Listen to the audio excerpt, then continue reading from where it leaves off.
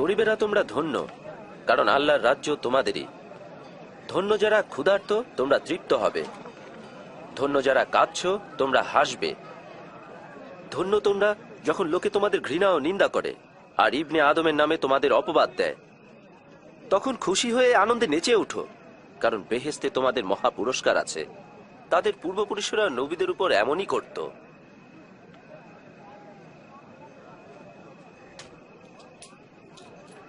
ষোলো, 17, 18, 19, 20 এই আমার সব। কি বলছো? এই আমার সব মানে? হায় রে দুনিয়ার ধনী লোকেরা, এখানে কত সুখ ভোগ করছো।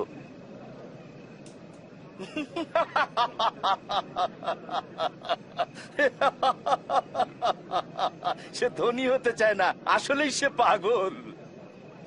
ঠিক তোমাদের যারা এখন হাসছো, তোমরা দুঃখ করবে ও কাঁদবে। ঠিক যখন সবাই তোমাদের প্রশংসা করে, কারণ তাদের পূর্বপুরুষরাও ভণ্ড নবীদের প্রশংসা করত। যারা শুনছো তাদেরকে বলছি, তোমার শত্রুকে মহব্বত করো, ঘৃণা করলে ভালোবেসো, অভিশাপ দিলে আশীর্বাদ করো,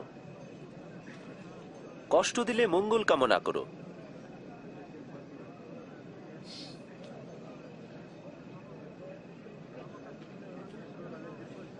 কেউ যদি তোমার এক গালে চড় মারে, তাহলে অন্য গালটিও পেতে দিও।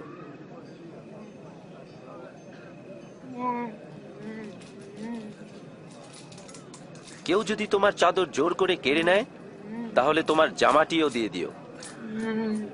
যারা তোমাদের কাছে চায় তাদের দিও। কেউ তোমার কোনো জিনিস নিয়ে গেলে তার ফেরত চেও না।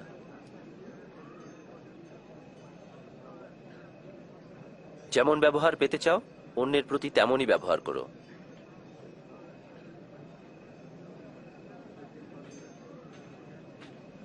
যারা তোমাকে ভালোবাসে যদি তাদেরই ভালোবাসো, তবে তাতে প্রশংসার কি আছে? মন্দ লোকেরাও তাই করে। এবং যারা তোমাদের উপকার করে কেবল তাদেরই যদি উপকার করো, তবে তাতে প্রশংসার কি আছে? পাপীরাও তো তাই করে। সে তাকে স্পর্শ করলো। সে কিভাবে তার সাথে কথা বলছে?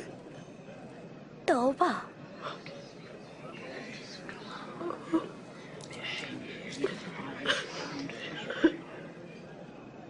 না, তোমার শত্রুদেরও মহব্বত করো, তাদের উপকার করো, ফেরত পাবার আশা না করে অন্যকে ধার দাও, তাহলে তোমার জন্য মহা পুরস্কার আছে।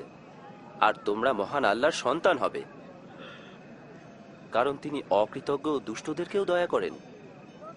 দয়ালু হও, কারণ তোমার বেহেশতি পিতাও দয়ালু।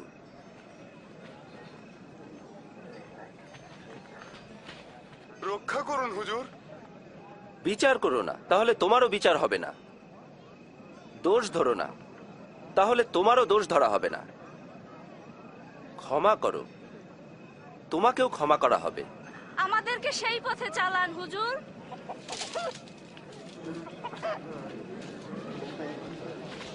দাও, তোমাকেও দেওয়া হবে।